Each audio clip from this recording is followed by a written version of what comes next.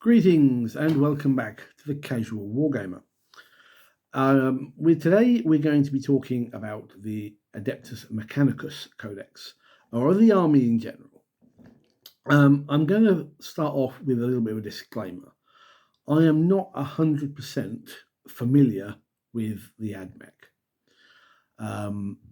So I'm hoping part of this will be anyone watching this who plays can correct me on a few things or point out a few things that I'm missing, because I would be interested. I've only ever faced Ad Mech 3 times in my career. Once was right at the beginning of 8th edition, where I was playing Death Guard and Electra Priests basically burnt their way through my entire army. A Crusade game at the end of, I think, January of this year. End of January last year, just before 10th dropped, where I got absolutely mullered by 1950 space robots. And then one game a couple of months back against a 2,000 point list full of Cataphron destroyers, which absolutely, again, burnt me to the ground. So I'm not particularly up on the flavour of the army. So bear with me. This is just kind of my thoughts from what I've read and what I've experienced. So if I get something wrong or I miss something that might be glaringly obvious to you, please pop it in the comments below and let me know. So a little bit of history-wise, Ad Mech have been part of 40k since the launch of Rogue Trader. They had their own little bit in the book, complete with some very creepy artwork. Very Leatherface meets Giga, I would describe it as. Strange noises. But they never had army rules per se, not like we have now. And I'm not sure when they first appeared. I think we're talking when Horus Heresy first dropped in the OOs. They have an army for that, and I think they came out with some rather nice toys that Forge World produced. Then I think just end of 7th, beginning of 8th, they got 2 books, Codex Scitari and Codex Adeptus Mechanicus. Well, they split the army in 2 for some weird reason. I never quite understood the reasoning for that. I don't recall that they had any rules to allow you to combine them, but I might just be remembering that wrong. And it wasn't until 9th, if I'm getting this correctly, that they became 1 book. Again, why they split them originally, I don't really know, but there you go. Not much has changed regards Ad Mech from back then, really. In fact, I think they've been more fleshed out. You've got such things as on Mars, having the Void Dragon be buried under there, which we can now assume is either a very significant shard of said Void Dragon Citan, or maybe even a wounded and slowly healing Star God itself down there, depending on how you want to look at it. But either way, it would appear that that particular Citan has influenced and affected the growth of the Adeptus Mechanicus.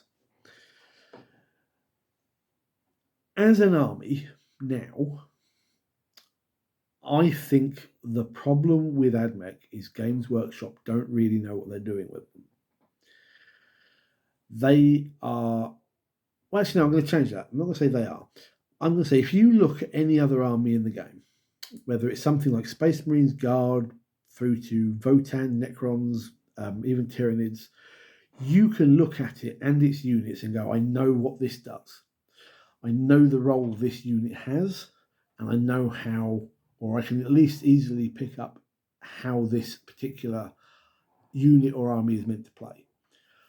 Even with all my experience of playing 40k for decades, I can't do that with Ad Mech. You can go, yes, battle line, these are runny forward, shooty infantry guys. You can see the characters that influence the units they're in, but the larger scale of the army doesn't, to me, this is what I might be missing, doesn't seem to gel the way that other armies do. You know, it seems to me that unless you're playing 1950 space robots or Cataphrons, you're probably not in the majority. They seem to be the easiest ways to play. They seem to make sense. And I'm sure I'm missing something there, as I say, because I just don't. I look at Ad Mech and I just don't see how it's supposed to gel together, how that army is supposed to work compared to looking at any other army in the game. But let's just take a quick look through the codex. This is going to be a very short video. So you have, as an army rule, the Doctrina Imperatives, which basically go start of each battle round. You choose whether you're in the Protector or Conqueror Imperatives. If you're Protector, then all your ranged weapons with the Doctrina Imperatives rule are heavy. Their ballistic skill improves by 1, and each time they are shot by a if the unit has battle line or is within 6 inches of one or more friendliest Mechanicus battle line units, the opponent gets -1 to hit in, I think it's melee. Yes, just looking at this. So it's quite nice. It basically goes, I'm going to play a wall, I'm going to be Imperial Fists and sit here and just shoot you. The Conqueror Imperative is your ranged weapons have assault. The weapon skill of the unit goes up by 1. And each time that a battle line unit or is within 6 inches of one or more friendly Mechanicus battle line units, you improve the AP of the attacks by 1. So they get a little bit more stabby. It's not a bad little ability. There are a few things I think which don't have this. From what I remember from just recently scrolling through and looking at the various units. But there is a detachment that lets you give them to,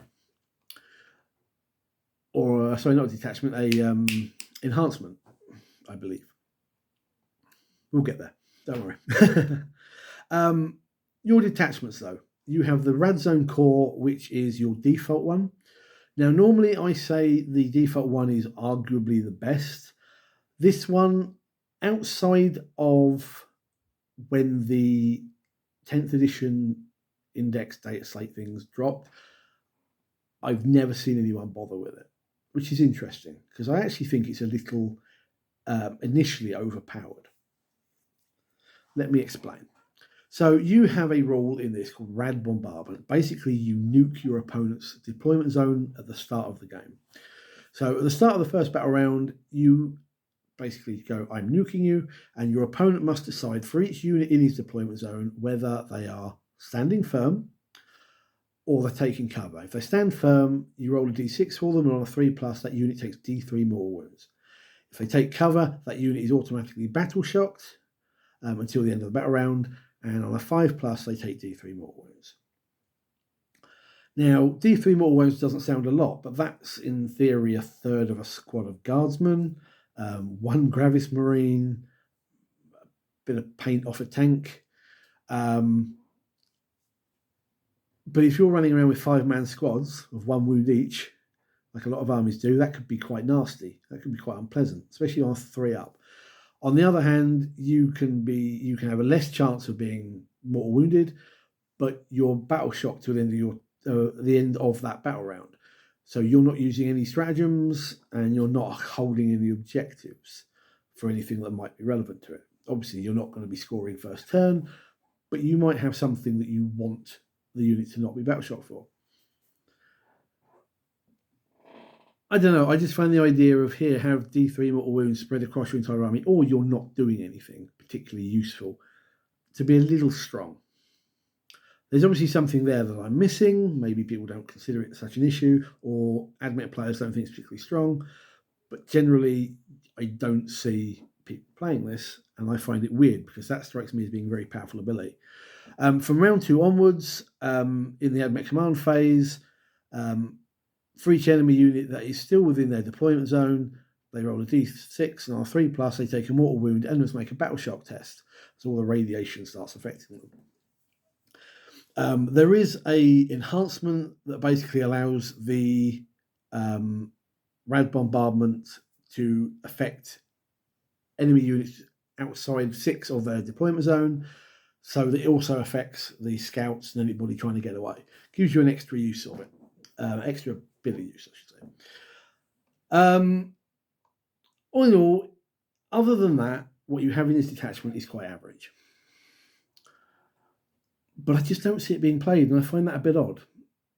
Maybe it's that initial boom detachment alpha strike, and then you've not really got anything to back it up afterwards other than your army itself. But, you tell me. Next up is the Skitarii Hunter Cohort, which is your battle line type thing. Skitarii and Iron Strider Ballistari gain stealth, and unless you're within 12 inches, they also gain benefit of cover. It's an infantry-based detachment, essentially. But I think, and because I've never seen anyone play this, I've not even seen them use this on battle reports. I just don't think their infantry is good enough. When you've got a detachment that seems to be based upon their infantry, their mounted, and the Iron Striders, you're not really benefiting much from bringing anything else to the list. Maybe a little too specific. I don't know whether I'm reading too much into that or I'm not reading enough into it. I would like to see it played. I would like to see that where if I'm viewing it wrong on some level. But it just doesn't look very good to me. You've got some reasonably okay enhancements and stratagems. I'm missing something. I know I am. Data Sum Conclave. Now, I'm just going to check something here. Yes, this was the detachment I faced in a 2,000-point store league earlier this year, and it absolutely annihilated me. It ruined me. Ruined me as a player. Killed my poor Space Marines.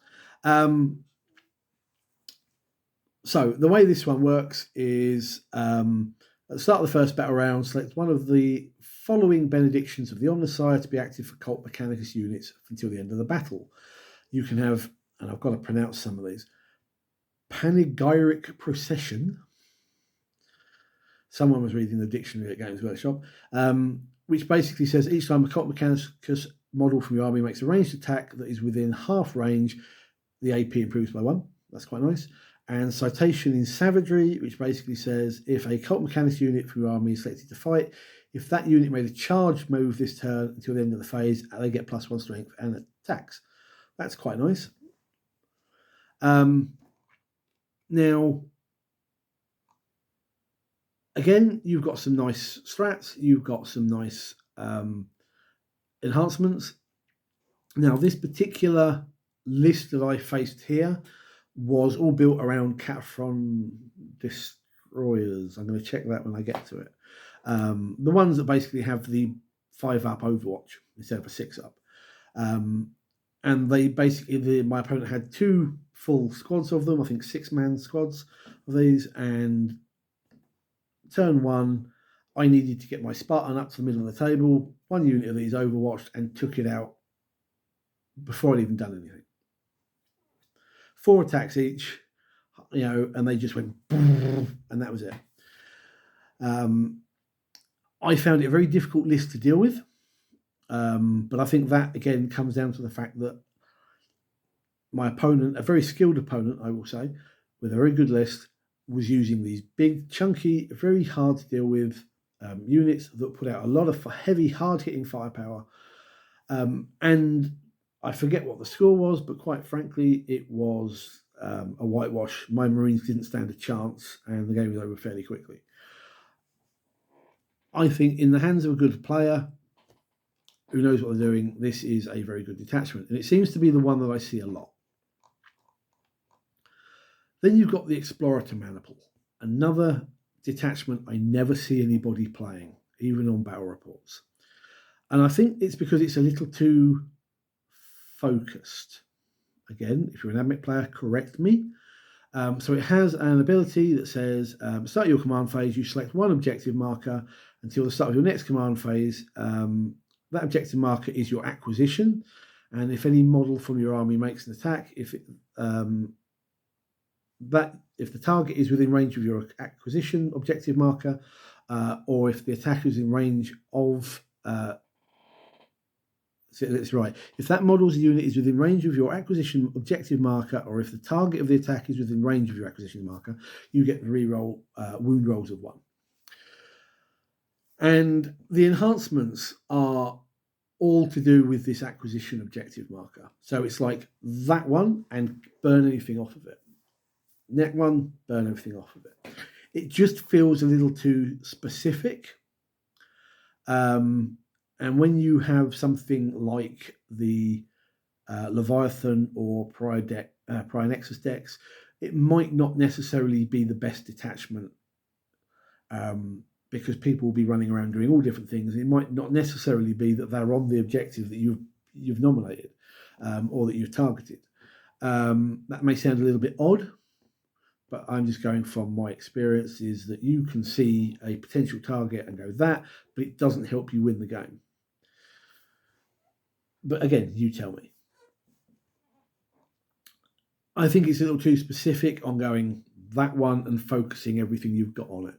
There's no point taking this if you're not going to be using it to melee. And if it's not helping you for whatever reason, don't know.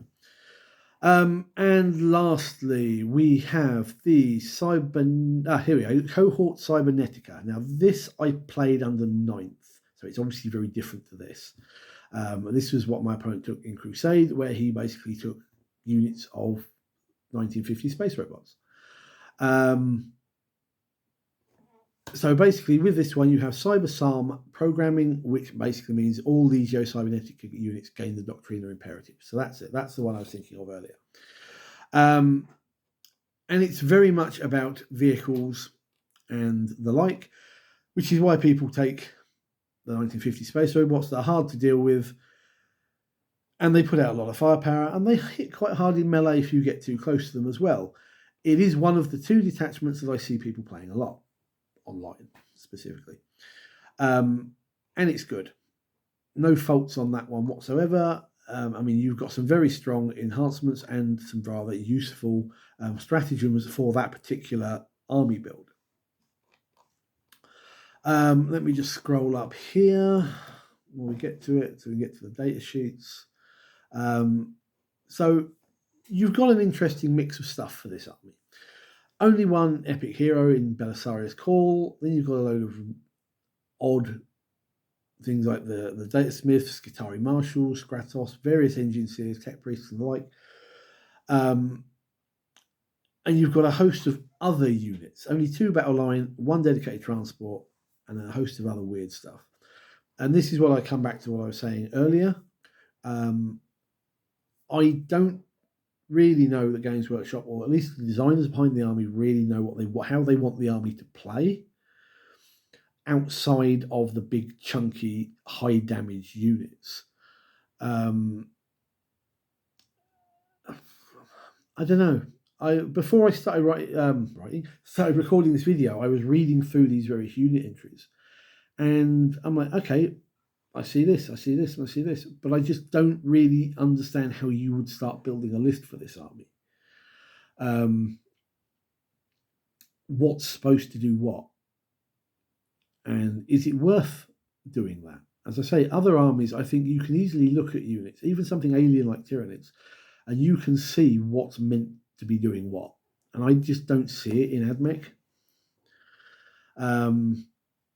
So I only know 2 people at the moment who play Ad Mech in our local community, and one of them has said to me that he's looking at selling his Ad Mech because he just doesn't play it. He doesn't enjoy it. Just doesn't seem, and I think probably the same problem. Doesn't really see how it's meant to play now. But there you go. All in all, I think you've got, with certain builds, a strong army. You've got a potentially strong codex. But at the same point, I think it suffers in certain areas. I think for all the things that make it strong, you've got 2 things that make it less desirable. I just don't know. It's an odd book, I think, and an odd army. And not nearly as popular, maybe, as I think it was before they started playing around with it. One thing I would like and I kind of wish they would do this. I know Games Workshop are never going to do this.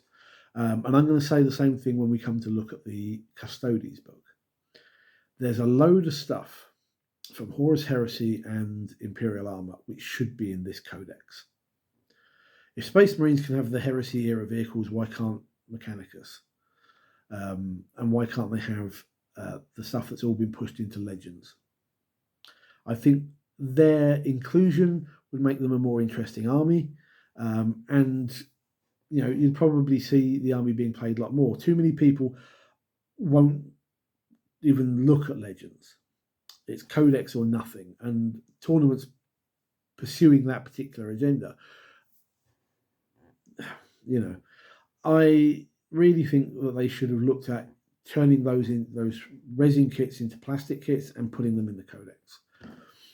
But you have to let me know what you think. Okay, so apologies. I know I said this was going to be a short video. It's turned into anything but. And I said at the beginning, I don't really understand the Ad Mech book particularly well. There's people out there probably going, no, you certainly don't, sir. So correct me. Tell me what works and what doesn't work. What am I missing in this army? I really am interested to know. I'd like to expand my knowledge on this particular one, because this is probably the one codex I do not get my head around. I can see every other book. I can see every other codex and how they work and why they work and why you would take certain units. Don't get that with Ad Mech at all. If I was to sit there and try and build a list with this codex, I don't think I would do a good job at all. If you're an Ad Mech player, let me know. You're probably going to sit there grumbling at me writing this particular... I keep saying that. Recording this video, the things I'm saying. And I know it sounds a lot like waffle. But let me know whether you agree or disagree. What for you would make this codex better? What would you like to see added or taken away? What would you like to see changed? Because I think that's something the book needs. It needs somebody different maybe to go through it and rework it. Anyway, let me know what you think. Give me a thumbs up if you enjoyed the vid. And hit the subscribe button. I really want to know what you think about this particular army, how it plays, help me expand my knowledge, and we'll see where we go. Thank you. Start a dialogue down below, and I'll see you in the next video. Take care and good gaming.